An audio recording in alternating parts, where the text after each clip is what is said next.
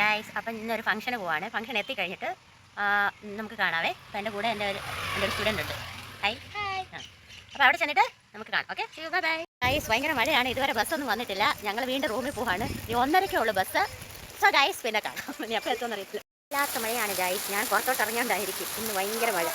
കണ്ടേ, ഭയങ്കര മഴ.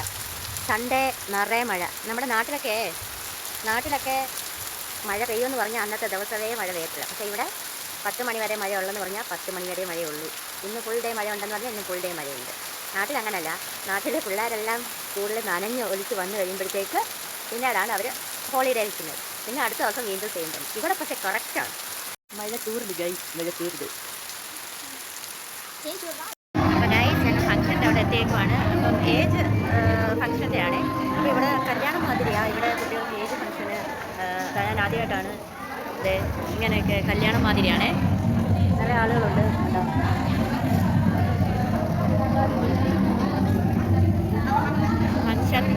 ഫംഗ്ഷൻ എങ്ങനെയാണെന്നുള്ളത് കുട്ടി വന്നിട്ടില്ല. ഇപ്പോൾ വരുമ്പോഴേ കാണിക്കാവേ. പ്രൈസ് പിന്നെ കാണാം.